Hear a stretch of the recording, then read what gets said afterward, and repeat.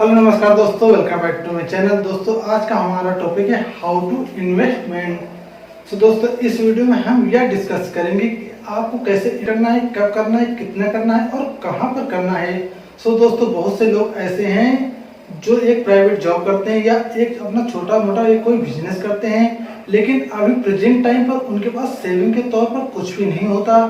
ऐसे बहुत सारे ऐसे मेरे दोस्त भी हैं जो प्राइवेट जॉब करते हैं, लेकिन जब मैं उनसे पूछता हूं कि आपके पास सेविंग के तौर पर कुछ है, तो वो बोलते हैं कि अभी मेरे पास सेविंग के तौर पर कुछ भी नहीं है। तो मैं उनसे पूछता हूं कि कहीं पर आपने इन्वेस्ट किया हुआ है अपने फ्यूचर के लिए, क्योंकि उनको जॉब करते हुए आज 5 साल हो गए हैं, लेकिन उनके पास ना तो कोई इन्वेस्टमेंट है, ना तो उनके पास कोई सेविंग्स है। सो मैं उनसे बोलता हूं कि आप अपनी कमाई का एक छोटा सा हिस्सा अपने फ्यूचर के लिए इन्वेस्ट करिएगा, क्योंकि ये आपके फ्यूचर में आने वाली फाइनेंशियल प्रॉब्लम में बहुत ही हेल्प कर सकता है। सो दोस्तों इस वीडियो में मैं आपको ऐसी सारी बातों को हम इस वीडियो में डिस्कस करेंगे कि आप अपनी कमाई का एक छोटा सा हिस्सा आप कहीं पर भी इन्वेस्ट कर सकते हैं कि आपको आने वाले दिनों में आपके लिए बहुत ही हेल्पफुल हो। तो आप इस वीडियो को पूरा जरूर देखिएगा। हम इस वीडियो में स्टेप बाय स्टेप उन सब बातों को डिस्कस करेंगे। अगर आप कहीं पर इन्वेस्ट करने जा रहे हैं तो सबसे पहले मैं आपको एडवाइस दूंगा कि आप खुद के ऊपर इन्वेस्ट कीजिएगा। सो आप कैसे अपने ऊपर इन्वेस्ट करेंगे, सो यहाँ टॉपिक लिख करके रखा हुआ है, टर्म इंश्योरेंस, हेल्थ इंश्योरेंस और इमरजेंसी फंड्स। सो दोस्तों टर्म्स इंश्योरेंस में आप अपना खुद का एक टर्म्स इंश्योरेंस करवा लीजिएगा। आप अपनी कमाई का एक छोटा सा हिस्सा वहां पर जमा कीजिएगा। सपोज दैट आप मानिए कि आप अपने परिवार में आप इकलौते कमाने वाले हैं और आपकी कमाई से आपका पूरा परिवार चल रहा है। खुदा न खास्ता कहीं पर आपको कुछ भी हो जाता है, सो उस टर्म्स इंश्योरेंस से आपके परिवार को जो भी क्लेम मिलेगा उससे उनका पालन पोषण हो सके या कुछ दिन के लिए उनको एक टाइम मिल सके उस पैसे से उनका गुजारा करने के लिए। सो सबसे पहले आप अपना एक टर्म्स इंश्योरेंस करवाना आपके लिए बहुत ही जरूरी है। उसके बाद आता है यहाँ पर हेल्थ इंश्योरेंस।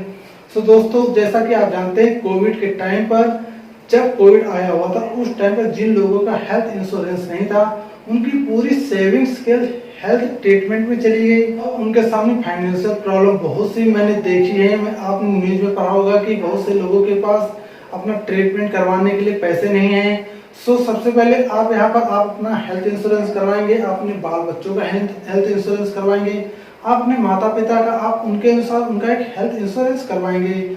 सो आप यहाँ पर टर्म्स इंश्योरेंस और हेल्थ इंश्योरेंस करवाने के बाद यहाँ पर आप इमरजेंसी फंड में क्या होता है दोस्तों, आप अपनी कमाई का एक छोटा सा हिस्सा या तो आप अपने सेविंग्स अकाउंट्स में डाल सकते हैं या आप उसको अपने पास भी रख सकते हैं। कभी इमरजेंसी के तौर पर उसकी जरूरत पड़ सकती है, तो इमरजेंसी में क्या होता है, अगर कभी आपको जरूरत पड़ती है या आप किसी से मांगने जाते हैं तो उस टाइम पर कोई भी पैसा आपको नहीं देता है, आपको पैसे की बहुत ही जरूरत होती है। सो इसलिए आपने कमाई का एक छोटा सा हिस्सा आप इमरजेंसी फंड में के लिए भी रखेंगे कि कभी फ्यूचर में चल करके आप किसी भी चीज की जरूरत पड़ सकती है, सो आपको मांगने की किसी से कोई जरूरत ना पड़े, आप उस फंड को उठा करके अपने इमरजेंसी काम के लिए यूज कर सकते हैं।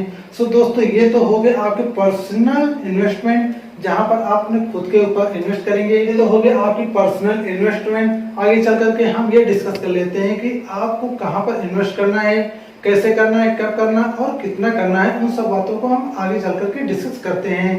सो हम इसको अभी यहाँ पर मिटा देते हैं। अभी आपने देखा कि सबसे पहले आपको अपने खुद के ऊपर इन्वेस्ट करना है। सो उसके बाद अगर आपके पास कोई अमाउंट बचता है या कोई इनकम ऐसी बचती है कि अगर आप चाहते हैं कि अपने फ्यूचर के लिए इन्वेस्टमेंट करना, सो हम यहाँ पर कुछ टॉपिक के ऊपर डिस्कस करेंगे जहाँ पर आप इन्वेस्टमेंट कर सकते हैं। सो दोस्तों सबसे पहले आता है फिक्स्ड डिपॉजिट। फिक्स्ड डिपॉजिट बहुत से लोगों की फेवरेट होती है क्योंकि इसमें कोई रिस्क नहीं होता, लेकिन दोस्तों मैं आपको एक बात बता दूं, इसमें ज्यादा रिटर्न्स भी नहीं मिलता है। सो दोस्तों इसमें बैंक बहुत ज्यादा आपको यहाँ पर ये 7 से 8% का यहाँ पर रिटर्न दे देगी, लेकिन मैं आपको एक बात बता दूं, हमारे देश की जो इन्फ्लेशन रेट है, जो यहाँ पर महंगाई दर है, वही 7-8% से कहीं ज्यादा है। वहां अगर आप फिक्स डिपॉजिट में अपने पैसे को रखते हैं तो वहां पर आपके पैसे की जो वैल्यू होती है वो वैल्यू वहां पर कम होती जाती है। सो दोस्तों हमारा यहाँ दूसरा टॉपिक है गोल्ड। सो दोस्तों जैसे आप जानते हैं कि गोल्ड आमतौर पर सभी लोग का फेवरेट होता है, क्योंकि गोल्ड ऐसी एक चीज है जो हर एक इंसान चाहता है कि उसके ऊपर इन्वेस्ट करें, उसके पास होना चाहिए। बहुत से लेडीजों को आपने देखा होगा जिनको गोल्ड बहुत ही पसंद है, उनको पहनना पसंद है, लेकिन क्या गोल्ड इन्वेस्टमेंट के तौर पर उसको देखा जा सकता है? तो दोस्तों गोल्ड को इन्वेस्टमेंट के तौर पर नहीं देखा जा सकता, क्योंकि जब आप गोल्ड को ज्वेलरी में जब आप उसको परचेज करते हैं तो वहां पर मेकिंग चार्ज होता है, जीएसटी होती है। सो जब आप उस गोल्ड को कहीं पर आप उसको बेचने जाते हैं तो आप देखेंगे कि जिस प्राइस में आपने उस गोल्ड को खरीदा हुआ था उसको आपको सिर्फ 80 और 90% ही पैसा वहां पर मिलता है। इसका मतलब ये होता है कि वहां पर आपकी इन्वेस्टमेंट नहीं होती है, वहां पर आपका पैसे की जो वैल्यू होती है वो कम होती जाती है। इसलिए दोस्तों जब भी आप गोल्ड में इन्वेस्ट करने जाते हैं या एक लिमिट से ज्यादा आप खरीदने जाते हैं तो आप बहुत ही सोच समझकर खरीदिएगा, क्योंकि आप जो गोल्ड खरीद रहे हैं उसकी वैल्यू आने वाले दिनों में कम होती जाएगी।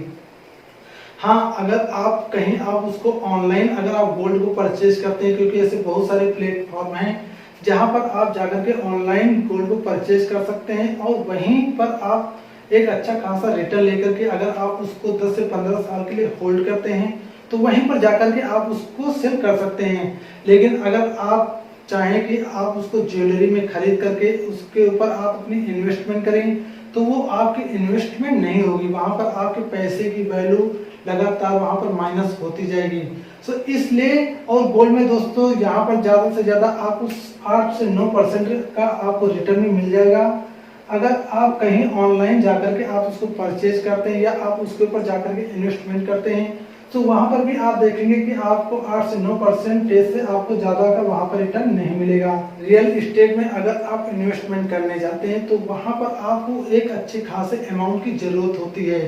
आपको लाखों में एक आपके पास अमाउंट होना चाहिए, उसके बाद ही वहां पर जाकर के आप इन्वेस्टमेंट कर सकते हैं। हाँ, अगर आपके पास लाखों में अमाउंट है तो आप जाकर के कहीं अच्छी लोकेशन पर जाकर के आप कोई प्लॉट खरीद सकते हैं या आप कोई मकान खरीद सकते हैं जिसके आने वाले दिनों में उसकी वैल्यू बढ़ती जाएगी। दोस्तों रियल एस्टेट तो एक अच्छा इन्वेस्टमेंट होता है, लेकिन उसके लिए आपके पास एक अच्छा खासा अमाउंट होना चाहिए जो बहुत से लोगों के पास नहीं होता है जनरल तौर पर। तो दोस्तों उसके बाद आता है म्यूचुअल फंड। म्यूचुअल फंड को इन्वेस्टमेंट करने के लिए आपके पास एक डीमैट अकाउंट होना चाहिए। उसके बाद जब आप डीमैट अकाउंट ओपन करेंगे उसके बाद वहां पर जाकर के आप इंडेक्स में या mid cap, large cap, small cap या फ्लेक्सी कैप फंड में आप अपने एनालिसिस के तौर पर वहां पर जाकर के इन्वेस्टमेंट कर सकते हैं।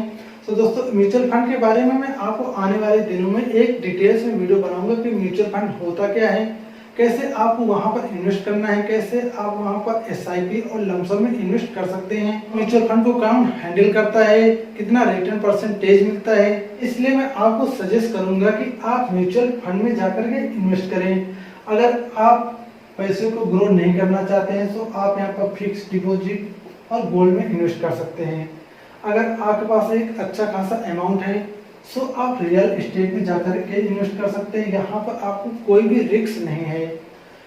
अगर आपके पास छोटा अमाउंट है और आप चाहते हैं कि आप एक छोटे छोटे अमाउंट करके आप बड़ी कैपिटल बनाना चाहते हैं तो दोस्तों म्यूचुअल फंड आपके लिए बेस्ट रहेगा, क्योंकि म्यूचुअल फंड में ऐसे फीचर्स हैं जहां पर जाकर के आप सिर्फ 500, 1000 रुपए, 100 रुपए जाकर के आप अपनी इन्वेस्टमेंट को शुरू कर सकते हैं।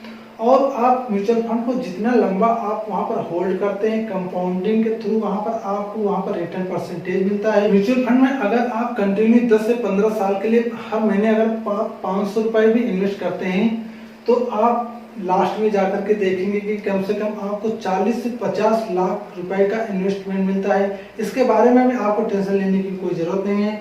आप बोल रहे होंगे कि मैं बहुत ही लंबी फेंक रहा हूँ, लेकिन मैं आपको सच बता रहा हूँ। मैं आपको आने वाले दिनों में म्यूचुअल फंड के बारे में आपको डिटेल्स में बताने वाला हूँ और वहां पर चल करके लाइव प्रूफ भी आपको दिखाऊंगा कि वहां पर कैसे पैसे वहां पर मल्टीप्लाई होता है, कैसे कंपाउंडिंग वहां पर काम करती है। दोस्तों ये तो हो गया यहाँ पर fix deposit, gold, real estate, mutual fund. बात आता है शेयर मार्केट। दोस्तों शेयर मार्केट भी म्यूचुअल फंड के जैसे होता है। म्यूचुअल फंड का पूरा पैसा यहाँ पर शेयर मार्केट में ही लगता है आकर के। शेयर मार्केट क्या होता है, इसमें कैसे आपको इन्वेस्टमेंट करना है, कैसे इसमें आप अपना डीमैट अकाउंट क्रिएट कर सकते हैं, ये मैं आपको आने वाली वीडियोस में आपको डिटेल्स में बताऊंगा कि आप कैसे शेयर मार्केट में जाकर के इन्वेस्टमेंट कर सकते हैं। दोस्तों ये दो जो आप फिक्स डिपॉजिट और गोल्ड, आप इसमें बिल्कुल भी इन्वेस्टमेंट नहीं कीजिएगा। अगर आपके पास एक अच्छा खासा अमाउंट है तो आप रियल एस्टेट में इन्वेस्टमेंट कर सकते हैं। अगर आपके पास एक छोटा सा अमाउंट है तो आप यहाँ पर म्यूचुअल फंड में इन्वेस्ट कर सकते हैं और स्टॉक मार्केट में आप इन्वेस्ट कर सकते हैं। इन दोनों के बारे में मैं आपको आने वाले दिनों में एक डिटेल्स में आपको बाकायदे से एक वीडियो बना करके दूंगा कि शेयर मार्केट क्या होता है, म्यूचुअल फंड क्या होते हैं, उसमें कैसे आपको एसआईपी और लमसम के तौर पर वहां पर आपको इन्वेस्टमेंट करना है। आई होप यह कंसेप्ट आपको क्लियर हो गया होगा कि कैसे आपको इन्वेस्टमेंट करना है। तो दोस्तों मैं आपको एक बार फिर से बता देता हूं कि इन्वेस्टमेंट आज के टाइम पर बहुत ही जरूरी है। अगर आप अपने पैसे को अपने पास दबा के रखेंगे या आप उसको सेविंग अकाउंट्स में रखेंगे तो आपका पैसा ग्रो नहीं करेगा, उसकी वैल्यू दिन ब दिन यहाँ पर घटती जाएगी।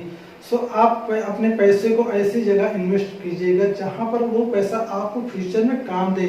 आपके फ्यूचर में आपको कोई फाइनेंशियल प्रॉब्लम होती है तो उसको वो वहाँ पर सपोर्ट करे। क्या वीडियो हेल्पफुल रही तो वीडियो को लाइक शेयर कमेंट जरूर करें। अभी तक आपने हमारे चैनल को सब्सक्राइब नहीं किया है तो प्लीज सब्सक्राइब करके बेल आइकन प्रेस कर दें ताकि आप हमारी एक भी वीडियो मिस न करें। सो मिलेंगे नेक्स्ट वीडियो में। जय हिंद जय भारत।